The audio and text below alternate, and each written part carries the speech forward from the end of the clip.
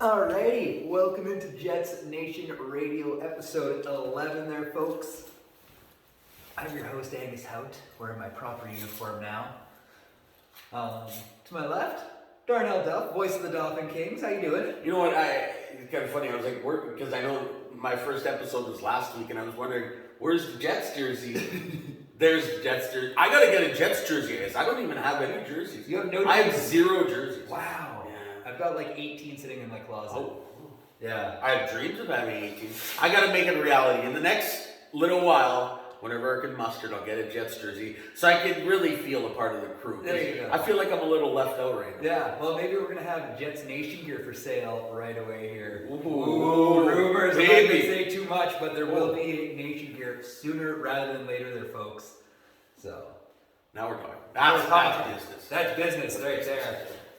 But if you do want to get Nation gear, nationgear.ca, they got cool stuff for fans of the Flames and I believe the Leafs and definitely the Oilers. So if you got a family member who loves either of those 3 teams, get them some stuff from nationgear.ca. All right, so I think I want to start this episode off by acknowledging the legend Bob Irving and his final broadcast that he did today. So fitting too that it was not a pretty game by any means. No. 6 turnovers. Like, it should have been 21-0 for Winnipeg within probably the first 10 minutes, but because they were in the red zone continually. Interceptions, Nick Dembski, I don't know how he didn't catch that. Oh, that was a heartbreaker. And then on the goal line, on the run. But at the end of the day, got the job done, 21-17. But Bob Irving, a complete legend. It's a shame, though, that he's not getting the opportunity to call the Grey Cup. Like, he should be behind the mic for the Grey Cup next Sunday, in my opinion. Yeah, the CFL has dropped the ball on that one. Which, how? Like, they knew for so long that he was hanging up the mic. I think, what was it, announced roughly a month ago or something? Month and a half, probably. Can you not pull some strings and say, yeah, Irving, you're doing this game, especially now that the Bombers are in this game? Now, with that being said, I think Irving does a great job of calling a pretty even game. Oh, he easily calls it pretty down. He is still a little bit more the Bombers, obviously. Everyone is. That's okay. I mean, he's been calling the team for what, almost 5 decades? Oh, yeah, it's insane. Yeah, and, like, the guy sounds so good, too. That's the beauty of him. He has not slowed down like Bob Cole or any of the older guys. Like, he's 71 now? Yeah. And the thing that amazes me about...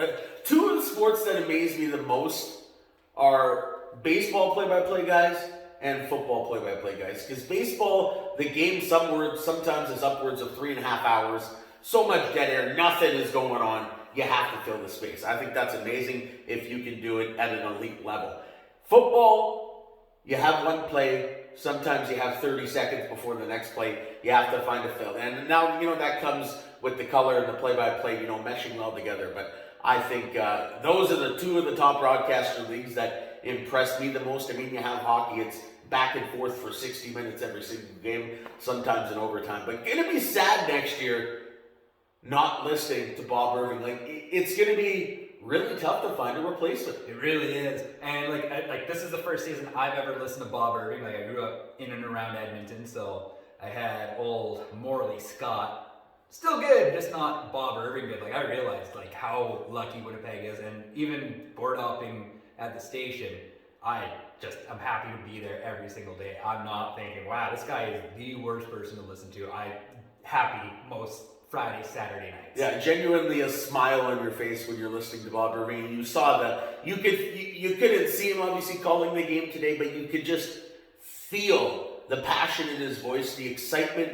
You could hear that he was, ready to hang up, and he understood that it was his time to go. It was his own personal decision, but you could see just how happy he was. Of course, I would imagine he's going to travel with the team to Hamilton next year. Oh, has to. You can't not allow Bob Irving to come with the team to Hamilton in a couple of days. But sad that he's not going to be back, but what a career for a complete icon. Oh, absolutely. And if the Bombers do win next weekend, which I really hope they do, I hope they put his name on the cup. Oh, you have to put Bob Irving, 100%. I mean, Winnipeg's going to enter that game as favorites. Hamilton's a pretty good football team. They are. I mean, they were down 12-0 against Toronto, and they just sort of steamrolled them in the second half. And everybody's wondering, what is Winnipeg truly after, struggling to get past Saskatchewan? But this is the playoffs. This is a Saskatchewan team that's coming off a big win against Calgary. They have a lot of fire. Their defense forced 6 turnovers. Ed Gainey had 3 more interceptions. Almost a shame with how well their defense played that they didn't win this football game, being a big Bombers fan. But they're prairie rivals. They hate each other. Yeah. It was going to be a good battle, and it was that. I'm happy it wasn't a 45-0 game. I'm happy that it came down to the wire. Oh yeah, no, it was a fantastic game. And I was getting chippy at the end there too, watching guys shoving each other on the field. It's like, yeah, let's build up the battle of the prairies here. Because like, I love just, hate Saskatchewan. And like, we're pretty close to the border. And I know people can hear me when I say Saskatchewan is the worst. But as I am drinking a Pilsner. also a big miss from the referees though, with I think it was less than 3.5 minutes left and a 31-yard pass from Fajardo up the field. The ball clearly hit the turf. In my opinion, people I was watching with, the ball hit the turf, they reviewed it and still the call stands. I mean, it didn't come back to haunt the Bombers at the end of the day, but in my opinion, that was a big miss from the league, and that's something, sure, maybe the refs miss it on the field, but when you go back to video replay, how in the world, again, my opinion, how do you miss something that I thought was so blatant hit the turf? I see, and I'm on the other side of that one where I'm like, it was so close, but I think it has to go to the receiver there. But is the rule not if the tip of the ball touches the turf that it's not an incomplete pass? And did the ball not touch the turf? Yeah, I guess so. I have it there. Again, that's just my opinion. But I hope there's no missed calls moving forward next week, and I'm expecting another really good battle. I mean, Dane Evans, I believe he went 16 for 16 after coming in the second half for 249 yards. He's going to be tough to beat. Andrew Harris was a workhorse today after coming back from injury too. And also, late in the game, it looked like he injured his hand or something. Yeah. He was favoring his hand, so some big performances. And it should be a dandy, of course, in Hamilton. So I guess you would say home field advantage it is. Yeah. But I'm looking forward to it. It's going to be a great cup. It's going to be cold, probably. Oh, I think that was a big issue with today, too. It was -9, but it was a northern wind. I went out for a little walk today, and it was maybe made it 3 blocks. Nope, too cold. Well, they were saying I was trying to, my partner and I, we were going to take the dog, a little puppy, for a walk, and he was like, we even got him little booties. And it's funny how he walks, but he was like, guys, let's be realistic. Go back in the house, let's just go take a nap. So that's what we did. Got to listen to the puppy, what he wants. Yeah. All right, so now that we've talked enough about Bob Irving and how great he is, and those Bombers, the big question of the week, Blake Wheeler, he's having a big night as well. Game 1000. Any special memories about Wheeler? I think my most special memory about Wheeler is I think just his durability over his past, in his 14 years. I mean, I think he's only missed 18 games, and several of those were this year. Yeah, and I think there are COVID games too. Exactly. So he's missed less than 20 games in 14 years. So no one play stands out for me. I think it's just his durability, his commitment to the crest, although I believe he's not at the level he needs to be a top-line player in the NHL right now yet. But you have to give respect. You saw even Dustin Byfuglien give his respects in a little pregame introduction. So you have to give your respects to Blake Wheeler. 1,000 games, it's tough to get there. Great that fans were in the stands, because Paul Stastny also had that opportunity last year, but there was no fans in the stands, I believe. But now there's fans in the stands. So certainly respect to Blake Wheeler for all he's done for this Winnipeg Jets team. Who knows how long his career lasts moving forward, but love the durability, the class. He's a class guy, has missed less than 20 games in 14 years. That's incredible. Gotta love it. You have to. Yeah. You have to. Yeah, well, and my favorite Blake Wheeler moment was the moment I truly fell in love with the Jets. It was during the bubble playoffs after Matty Tkachuk took down Mark Scheifele allegedly with the skate cut. Yeah. And Wheeler went to go fight Matty Tkachuk. And it wasn't a good fight by any means, but he's like, nope, what you did was inherently wrong. And just watching how Wheeler rallied, even though he knew he was going to lose that fight, I'm like, that wins me way more respect for the Jets, and that's kind of how they became one of my favorite teams. It was just that we got to do it, even though I'm going to lose. I have to prove that my star player is worth me getting fought for. Can you expect Blake Wheeler to actually have a good fight? Not really. I watched like four of his fights, and just it's so funny to watch. You should not be fighting, that's for sure. But that goes to the respect, sticking up for your teammates, doing whatever it takes. And I love Blake Wheeler's mentality, his work ethic, his skill not so much anymore. I mean, we've chatted a lot about that, but the guy has done a lot for this organization over the past more than a decade. And going to be sad to see when he goes. The inevitable, probably perhaps sooner than later, in my opinion. But love the guy's work ethic, and I think if the Jets can, hone players get more players like Blake Wheeler moving forward, they're going to be in a good position. Oh, absolutely. I'm kind of shocked. Do you think he would be in the rafters if he retires as a Winnipeg Jet? I don't think so. No? No, I really don't think so. You love the guy. You love what he's done, everything he's done for this organization. I also like how the Jets wore number 26 in the pregame skate. That was pretty cool, too. Nice little tip of the cap. But I don't see Blake Wheeler getting up into the rafters. I wouldn't be surprised with that being said. I don't know if he deserves to be, although his commitment to this team has been incredible over the past more than a decade. But I don't see him going up into the rafters. All right, interesting. Also, I got to shout out the time. Well, one time he just told the reporters to F off after the playoff interview. He's just like, yeah, we lost. Like, what do you want me to say? And when you say F off, it brings my mind to Leah Hextall. Oh, who was called several Jets games. And I think it was 2 weeks ago, it was an ESPN game. I believe it was Dallas and Detroit. And she said iron wrong. And then she said the F-bomb live on air for thousands and however many viewers were listening to that game on ESPN.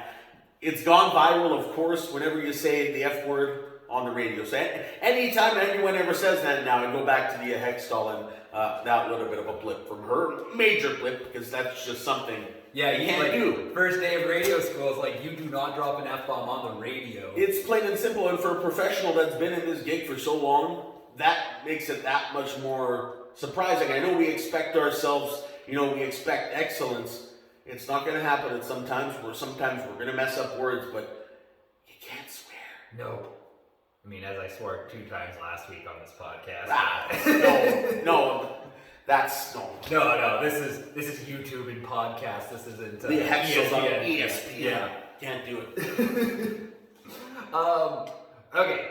So, lots to talk about Arizona. So, do you think they go Quebec, Houston, or stick around? From all indications, it seems like they're sticking around. I mean, the GM has come out and said there were rumors that they were moving to Tempe, I believe.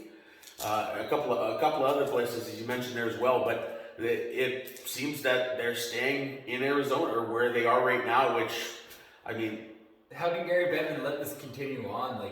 11 years ago, it was almost the Coyotes coming back.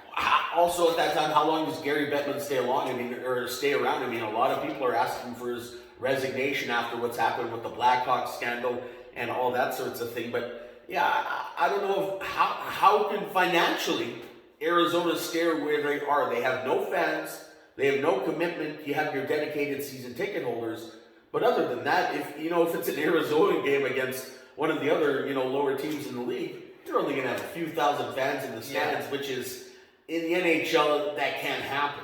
No. It's simple as that. I'd love to see their financial statements. They must have some huge, huge sponsors, which I would imagine that they do. But it's just, in my opinion, you have to move. You have to start a new culture, a new vibe for the team, all that sorts of thing. Because it's a train wreck, and it's just continuing to wreck as it goes on year by year. Yeah, well, and it's I listened to John Scott's podcast, Jonathan the Gloves, which is also a part of the Nation Network, so check that one out. But he was saying, it's like Arizona does this thing every 8 years where they just decide to bring in a bunch of goons who have way too big of contracts, also get a bunch of draft picks, and then don't do anything because it's just a bad culture of just bringing in young guys and then angry guys who just are fed up with being in the league, and now they're in Arizona. Which, does that bode for success? It doesn't. Not at all. Except for like the only thing I can say positively about the Coyotes are like their original jerseys that they brought back. That's the only thing I like about them. They also did beat the Jets earlier, 1-0.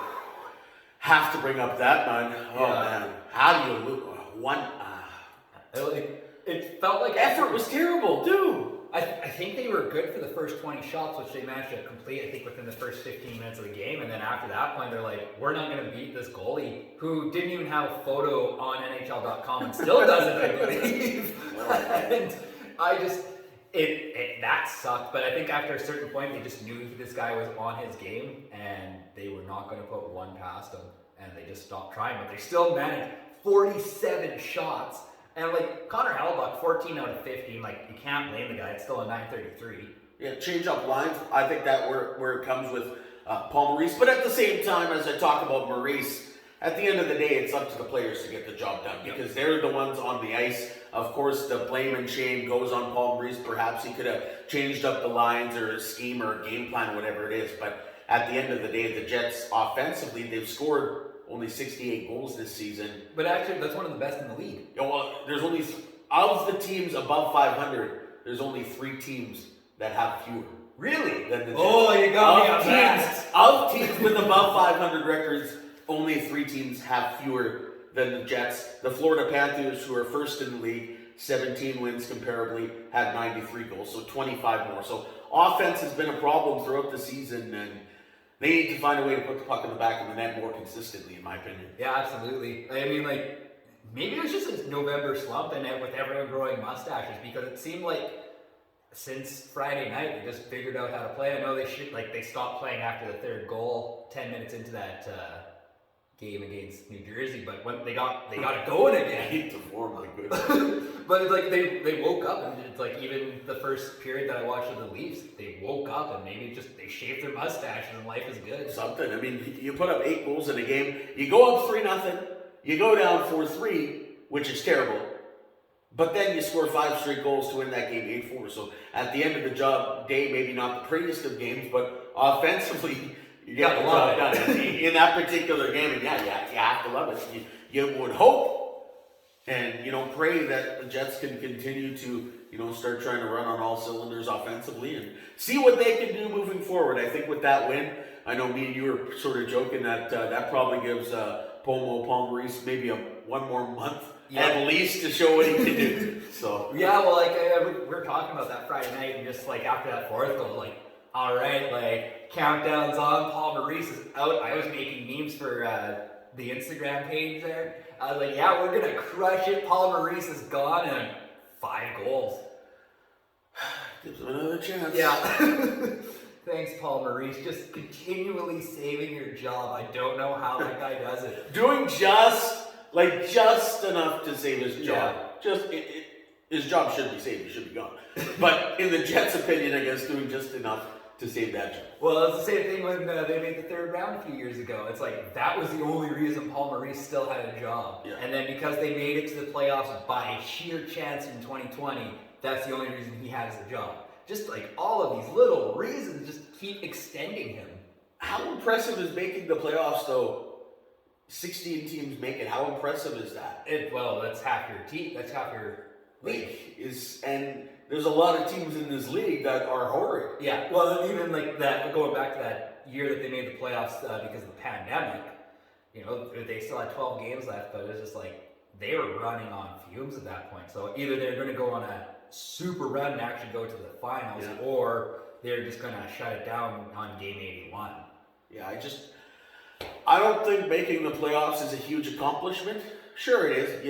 You grinded it out for 82 games. You found a way to get into the postseason. But you look at Tampa Bay a couple of years ago, they absolutely steamrolled everybody in the regular season. They went up big in game 1 against Columbus. They ended up getting smashed in that series. So getting to the postseason, I guess, a minor accomplishment. But Paul Maurice has never done anything with this team moving forward. I know I'm probably, talking more about Paul Maurice than I should, but this Jets team they don't impress me a whole lot. I'll be honest with that. Yeah, I'll agree with you there. But, sorry, going back to the question we were talking about. That was a rabbit trail and a half. Quebec or Houston, which team do you think, or which city gets a team first? I would love Quebec, for sure. Yeah. Rivalry, one more Canadian team. You put them up against the Canadians, it's going to be a packed crowd. I mean, you have to go to Quebec, in my opinion. With that being said, I would be shocked if Bettman chose Quebec over Houston. Yeah. Yeah, absolutely. But, like, I know Quebec was talking, or, like, the premier of Quebec, blanking on his name, he was talking about that last week, where he was just like, hey, like, I'd like to bring legislation so we have more Quebec players, and, like, the Montreal Canadiens are bigger, and maybe bring back an NHL team. So it'd be interesting to see, like, the legality of it, and, like, see how much money the city of Quebec throws at it, but I think Houston's got way more money. Oh, for sure, but I think Quebec would throw everything they have at this, because it's going to boost the economy, just jump it up forthright. It's going to be, every single game is going to be sold out for several years, just as it was with the Winnipeg Jets. Like the Jets home opener this year, that was the first game that wasn't a sellout. First home opener, no sellout since they returned back to Winnipeg. So if you go to Quebec, the buzz is going to be incredible. Those Quebec fans are crazy from what I've heard. I've never been there, never had the chance to watch a hockey game in a Quebec facility, but in my opinion, Quebec would be a complete home run and a grand slam, if you would say. Yeah. I think it is. No, absolutely, I agree with that. I don't know, they just want those American dollars. 100% they do, absolutely. That's just a shame. Yeah, it really is, because I'd love to see the Nordiques back, and maybe like even a Colorado and Quebec City rivalry. Because the first few years that Arizona and Winnipeg would meet up, it was still like a little bit like, yeah, you guys. Yeah, well, I'm 100%. Yeah, I agree. So I hope it is Quebec. What would Houston's name even be? Who? Well, yeah, I have no clue.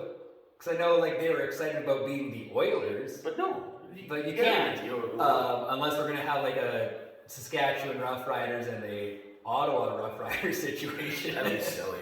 That would be silly. Houston, just don't. Come on, Gary. If you're listening to this. Yeah, come on, Gary. Bring a team to Quebec. Yeah, like as a guy from Alberta, I really hate Quebec, so give them a team. Just another team for the Jets and Oilers to beat. Yeah. Okay, but the Montreal Canadiens have been talking about Ben Chiarot, and he's on the trading block. So, would you make the move for Ben Chiarot? Is the first question. No, I wouldn't. You leave him? Yeah, I leave him.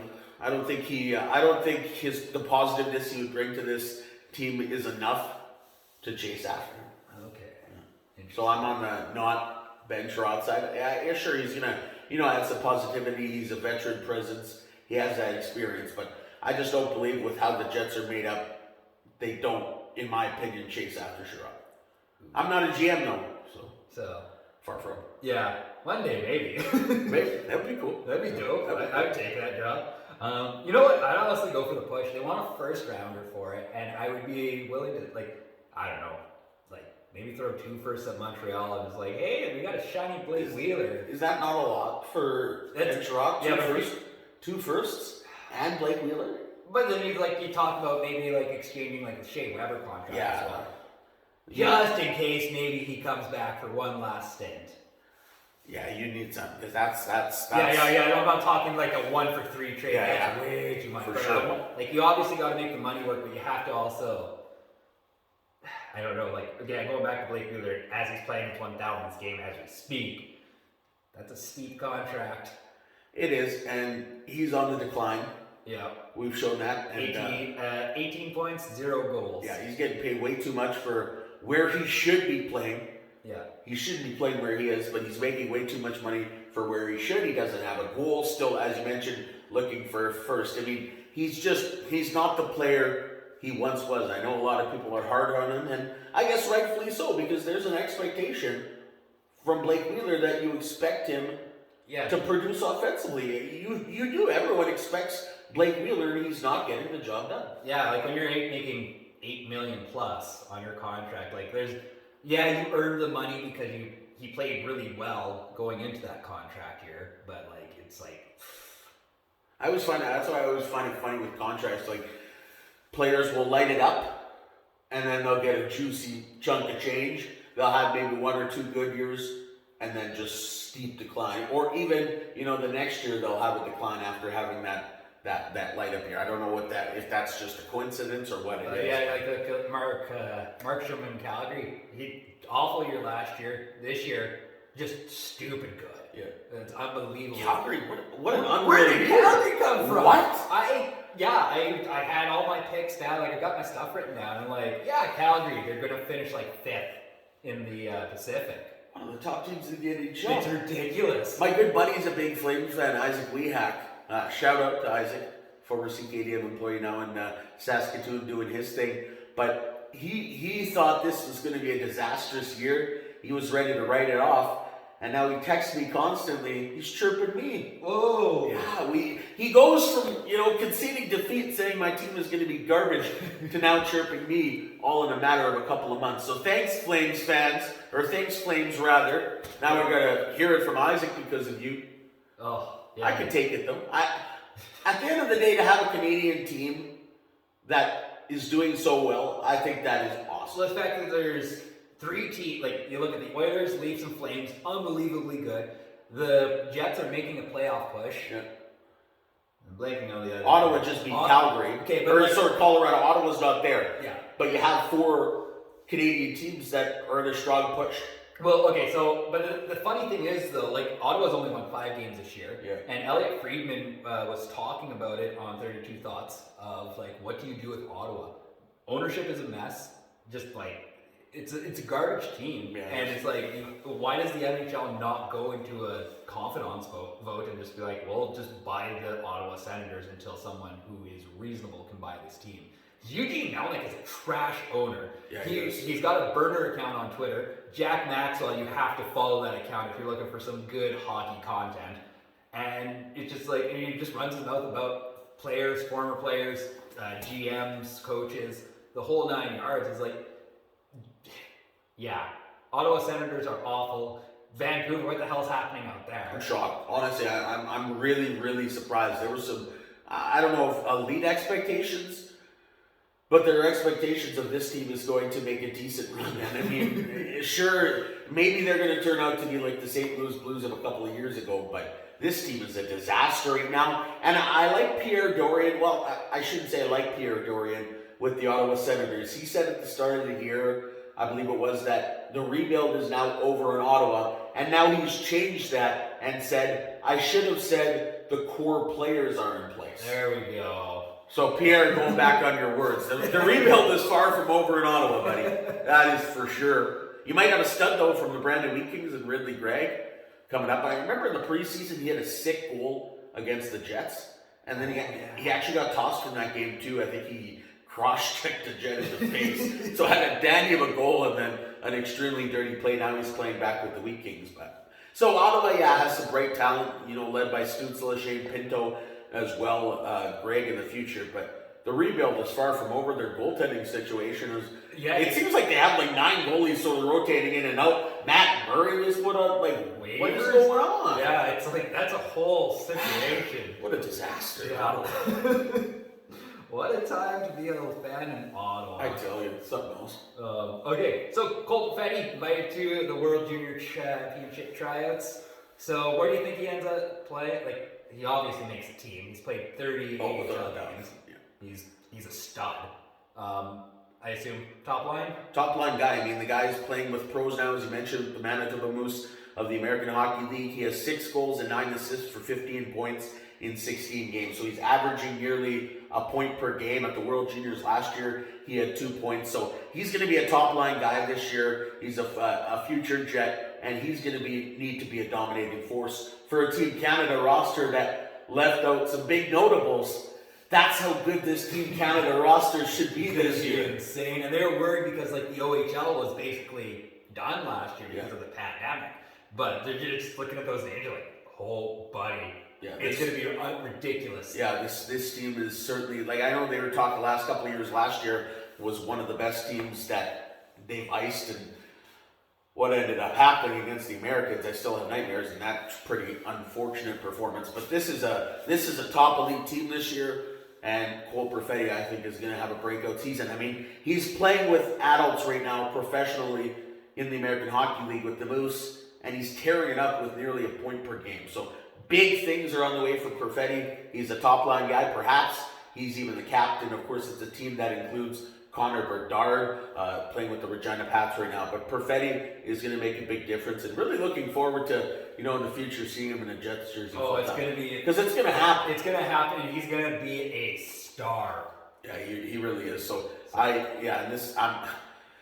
Boxing Day is always so exciting. I know. I'm so excited. Although the Canadians, their first 3 games they should probably win by a total score of like 25-1. Leading up to that New Year's Day game against Finland. But the first 3 games are going to be, they're going to be good to watch. Yeah, if you're a betting man, you could, the odds won't be great for Canada to win, or for Canada to lose, because they're going to win those games. But just looking forward to Boxing Day getting her going, and looking forward to see what Cole Perfetti can do. But I'm expecting, perhaps even, my prediction would be tournament MVP. Wow. Yeah.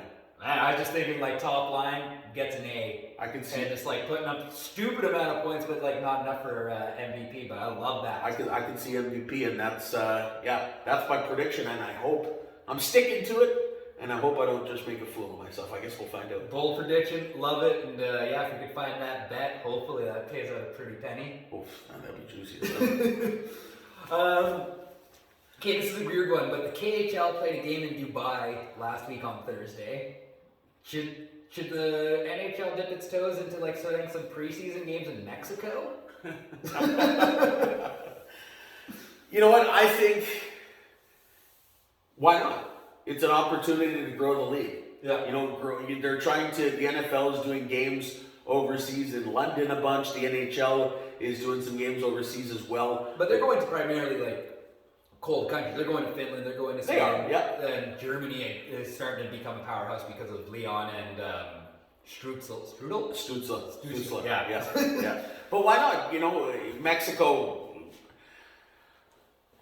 is the last place you would expect for the NHL to go, but just to see what kind of market is there. I mean, maybe it is a flub, but what is the harm in putting, say, a weekend set in Mexico? Yeah. There really is no harm. I mean, the PGA Professional Golfers Association Tour, they play events in Mexico, and it's very well received. I know golf is a lot bigger in Mexico than hockey is, but in my opinion, what's the harm in trying to go down to Mexico and growing the league a little? Yeah. I don't know. Yeah, I mean, you pulled Austin Matthews from Arizona. Why not pull some kid from Mexico? Yeah, I mean, and it might flub. Sure, it might. Like, the weekend set may do nothing, but at the end of the day, then you just don't go back. Yeah. But why not try and grow this game more globally and get people into this game, is my thoughts. Fair enough. Okay, over the weekend, jersey gets tossed in Vancouver. Knockoff jersey, not a real one, so they're only losing $150. Jets and Flames are the last 2 teams to not throw a jersey on the ice. Which team breaks first? Jets and Jersey, you said? Jets and Flames. Jets and Flames. Yeah. I'm going to say the Flames. Flames break first. Yeah, Flames break first. Love to hear it. I wish it was Winnipeg, but I don't know if I would say it. I shouldn't say I wish it was Winnipeg, but it's going to be the Flames. Yeah. You can hold me to that. I will, but it'd just make my day if it was a Matty Tkachuk jersey too. Ooh, that would be great. That would be great. Yeah, if there's one thing you've learned from me, it's I hate Matthew Tkachuk with a fiery passion. But that just goes to show how much of a fire burning is in Vancouver. Oh yeah. You have fans throwing jerseys. Yep. Like that is.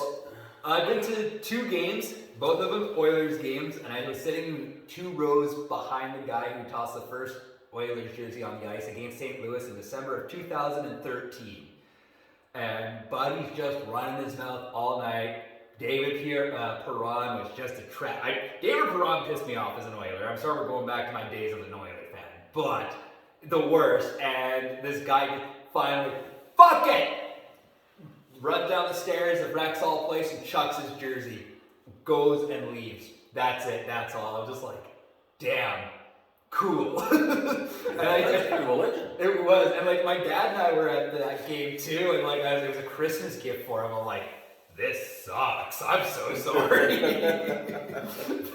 But we were there for our first jersey toss. And then In 2000 and I believe it was early 2019, the Oilers and Blackhawks were playing each other, and I was sitting behind the guy that started Oilers Nation, Wanye Gretz. It's a great follow on Twitter. But he was, I heard him, and he was just kind of like having a rough time. And there on the ice in the third period, watch the jersey go over top of the glass. I'm like, yeah, classic. But it sucks to watch that happen. It does. It does. And it's like, no class in my opinion. And it's like you're throwing $300. Yeah, why? Like, go do it quietly and go donate it like $300 to it's like some children's hospital or something. Or just don't wear it. Or don't wear it. Or keep it for when the team, because Vancouver's going to get better. They're going to get better. Whether it's next year, 2 years down the line, 3 years down the line, they're going to get better. Keep the jersey for them. But what do you gain? Yeah, from throwing out your jersey, it just looked like a tool. You do, and it's never like the ownership sitting in their box at night at those games. It's like, yeah, great. I'm gonna go fire the GM and coach right now. Thanks to one fan. Yeah, who was probably hammered. Oh, most definitely. The dude that was hammered behind me at that Blues game, like dickered from like the drop of the puck. Because you can make stupid decisions when you're sober. I'm not saying that. I feel like this is an extra stupid decision from an extra drunk guy who lost out on what you said, $150. For what reason? Yeah. Well, that's if that was one of the cheap jerseys. If it's a nice one, that's $300. Yeah, that's dumb. It is dumb, but it's so funny to watch sometimes too. And if it's not happening to the Jets, I'm pretty happy. Okay, fun question of the week for our hypothetical. You get to bring back one former Jet 1.0 or 2.0 for the rest of the Jet season. The only thing is, at the end of the season, everyone forgets this player came back to play with the Jets. You're the only one with that memory, so you can't talk about the great things they did. Otherwise, you sound crazy. Now, this is probably some people are going to laugh, but going back to what I was saying about the Jets, the third fewest goals in the league with 68 among teams that have winning records. They need goals. They only have 68. They need a guy who has 10 points in 9 games this year. I know he's injured. He's a proven scorer. He's been a Jet. Was sent over in that PLD trade. Patrick Laine. You bring him back? I would love. I don't know. I think this team needs goals when he's healthy. Patrick Laine has shown that he can score, and perhaps with a different coach, he could actually shine. I mean, you look at Alexander Ovechkin's always been an unreal offensive talent, but he wasn't that good defensively. All of a sudden, Barry Trotz came in, and Ovechkin was a 200-foot player playing just as hard in the D zone as in the offensive zone. Patrick Laine, not putting him on the same talent level as Alexander Ovechkin, but Laine does have a snipe. Yep. He's got an absolute bullet of a shot. I think he could add some offense to this team, who in my opinion desperately need it, with only 68 goals, 25 fewer than the Florida Panthers. So if I could, Patrick Laine is coming back. You know what? I'm going with the classic Edmonton answer of I bring back Shane Doan in like prime 2006, 2007. Man. And watch him on the top line. Him and Scheifele would be unbelievable. I can respect that. I love Shane Doan. What a good guy. Oh, great guy. And a great player he was. Yeah. Oh, that'd be sick. Yeah, Shane Doan, like prime time 06, 07, Shane Doan. What's your thoughts about Laine though? Would you even entertain that, or no? Is that off the table? You know what? I think you have to. Like, if imagine PLD and Laine on the same line. I'm trying to remember. Laine played left and PLD's on the right side. Yeah. Could you imagine those two lining up like lasers to each other? It would be unreal. Yeah, I think. Yeah, Laine and PLD, I think you could take that all the way you could take that to the bank, probably to the Stanley Cup final. The offense. It would be stupid. It's elevated, 100%. If you bring Patrick Laine in, which they won't. No. But we did say hypothetical. Yeah, this is a hypothetical. I was turning into a GM for a second. So. And I appreciate the fact you brought up a former Jet who's still in the NHL. Yeah, Patrick Laine for sure. He's injured right now, though. But yes. In my mind, he's playing for the Jets in like 5 games, and he's going to score in his debut this season. Okay, this week coming up, the Jets are taking on the Canes, Krakens, and Nucks. What's the record? Well, last week I said they were going to be 1-2. I said they were going to beat Arizona and then lose to the Devils and to the Maple Leafs. I got those first 2 games wrong because they lost to Arizona. They beat the Devils. I thought they were going to lose to the Devils and beat Arizona. So woeful last week. This week you said it's the Kraken, the Nucks, and the Canes. So they lose to the Canes. They lose to the Kraken. They beat the Nucks in overtime. Wow. 1-2. 1-2. I think they're going to beat the Canes. I think they're going to lose to the Kraken in overtime. They're just going to demolish the Nucks. Okay. So I'm going to go 2-0-1. Well, we're going to find out in 7 days' time. We will. Right. You haven't have your phone on you. Let's see what the score is. I do have my phone on me. Let's find out. That's always the big stressful thing about this podcast that we record on Sunday evenings is we don't know what's going on. So right now it is 5-3 for the good guys. Right on. 5-3 after 40 minutes of play. Just take a look at the stats. It was 1-1 after 20. So Hellebuck 20 for 23, not very good. PLD 1 goal, 1 assist. Kopp 1 goal, 1 assist. Ehlers 1 goal, Svechnikov 1 goal, and Kyle Connor 1 goal. Schmidt and Wheeler both have 2 assists. So Schmitty. Love to see the offense. 5 different goal scorers. Yeah, and you know what? If Wheeler goes the rest of the season without scoring, but he puts up like 60 assists, I'm gonna call that a successful season. And do I look like a little bit of a joke now? I just said Winnipeg can't score. They just put up 8, and now for 40 minutes they've scored 5 against the Maple Leafs. I'm convinced, the hockey gods are pissed about the Jets and their mustaches, even though Kyle Connor is looking like an absolute stud with his. They're like, no, you guys aren't allowed to score through the month of November. It's like, and they're just like 13 goals through the last, 7 periods? 5 periods? 5 periods. It's like anything I say in sports, anything I predict, always turns out to be wrong. Man, unfortunately, it is what it is. It is what it is. All right, and getting to the end of the podcast, hot and cold performers of the week. I'm going to start with super cold. Like, this is ice cold, and I got to talk about the Kings. I know I talked about the Kings last week, but so we played in Steinbach on Friday night. It's about a 4-hour and 20-minute drive by bus. We're on the way home. First of all, our bus driver did 4 loops around Chicken Chef before he actually got us in front of Chicken Chef. So a terrible start. So then whatever, we get out of town. He's supposed to turn left. He turns right. Onto the what? The wrong way. He drives us 60 kilometers the wrong way. We're I not a word of a lie. We're 20 minutes away from the border. And I believe if you get to the border, it's not as simple as just saying, hey, I'm sorry, I turned the wrong way. You have to try and get processed. None of the players would have had passports, and I think it would have gone on your record that you were denied entry at the United States border. We were 20 minutes away from the border. So, and then the only reason we knew that is because one of the kids, 16 years old from Roblin, Braden Doobie, was on his Snapchat map looking, and he was like, hey coach, we're getting farther away from Dauphin than we're supposed to be right now.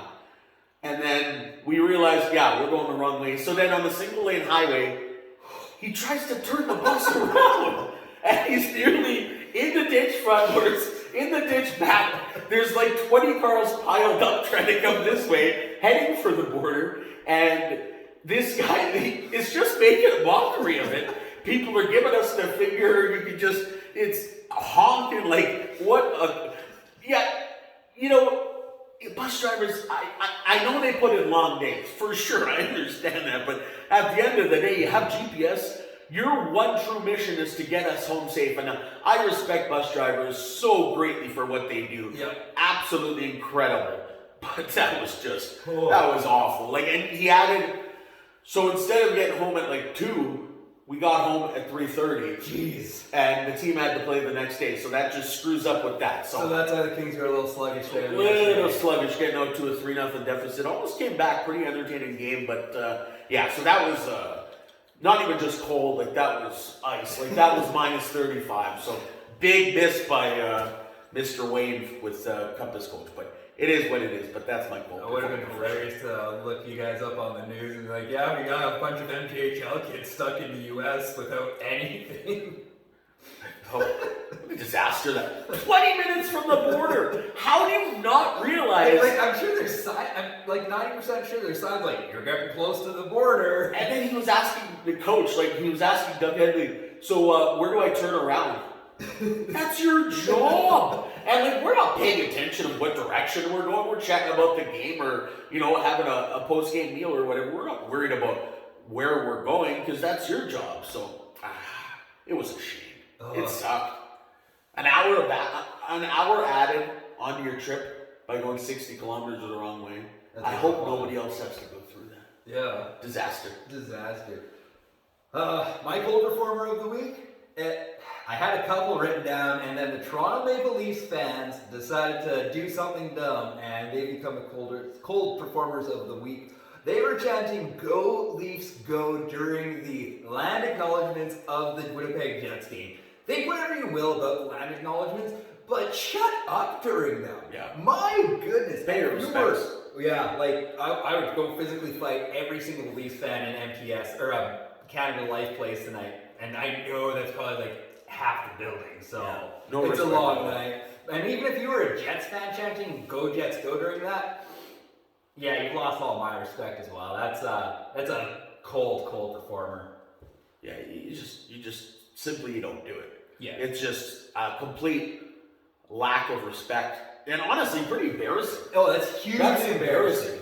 Like to have, I would feel embarrassed if I was the Jets organization having fans like that. Yeah, like that's just it truly is a shame. So yeah, Leafs fans, you guys are my cold performers of the week and probably the next couple of years. So yeah, hot performer of the week. Hot performer. I'm staying with the MJHL. I'm beating a dead drum here though. You were at the game, Kings and Pistons. I think Jack Rogers of Steinbach had a couple assists, 1 goal. He had a highlight reel, toe drag pass in front to Branson.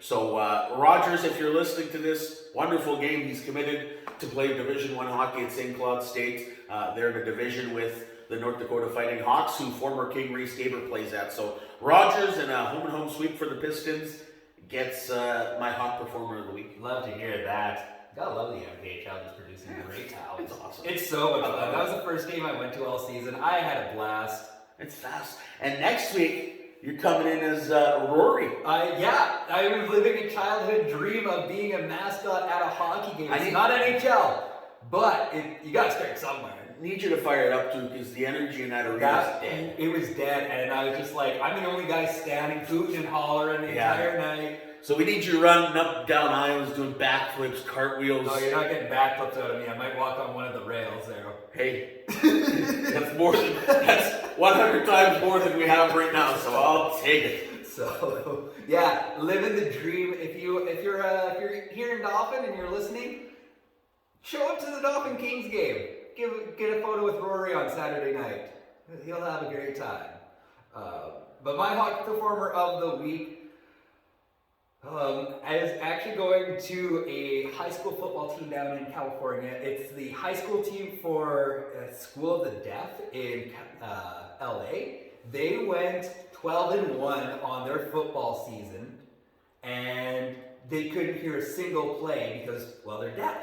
So I'm just like, that's an absolutely insane record. They haven't had a winning record since, I think, if I'm remembering this correctly, I had it written down earlier this week, but since 2008. So like 14 years later, I'd love to see it, and big congratulations to those kids down there and doing what they do. And playing football deaf, that's got to be probably one of the hardest things you could ever do. How you snap the ball, like how do you know when to snap, like that's talent. That's talent. Hard work, talent, commitment, some errors along the way, but sticking with the grind. So I have nothing but respect for you young lads out in Cali. Yeah. So that's it for episode 11 of Jets Nation Radio. Have yourself a fantastic week. Be safe and be well, my friends. Any last words from you, Darnell? Guys, thanks for the support. It's been a blast being on the show. I genuinely get excited for this each and every Sunday. Stay tuned for some exciting announcements coming up in the future. Yes. Have a beauty of a night. You're a beauty. And thanks for tuning in, folks. Yeah, absolutely. Also, we're going to do a Christmas extravaganza where we have a couple drinks and we'll answer questions. So if you have questions for us, feel free to send them my way or just comment down in the YouTube link below, assuming you're listening on YouTube. Most of you are listening on YouTube, and we appreciate that. So do the like and subscribe thing. If you got comments for us, leave them. I think Apple Podcast does this comment thingy, and so does YouTube. So leave your comments, like, subscribe, do all that good jazz, and have yourself a phenomenal week there, folks. Peace.